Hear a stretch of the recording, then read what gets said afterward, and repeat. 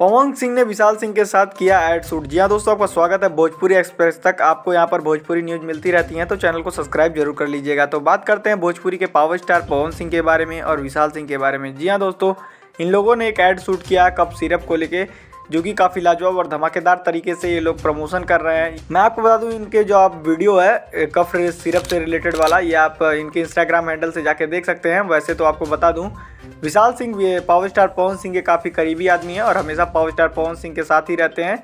और इनका जब भी मूवी का प्रमोशन हो या कुछ बड़ा काम हो तो वहाँ पर विशाल सिंह जरूर नज़र आते हैं। वैसे तो पावर स्टार पवन सिंह फिलहाल अपने गानों को लेके काफ़ी सीरियस हैं और बैक टू बैक गाना भी ला रहे हैं। लेकिन मैं आपको बता दूं, इनके इवेंट में कुछ बवाल हो गया था दीपक राजपूत से और निर्भय सिंह को लेके, जो कि काफ़ी तेज़ी से भोजपुरी इंडस्ट्री में चल रहा है।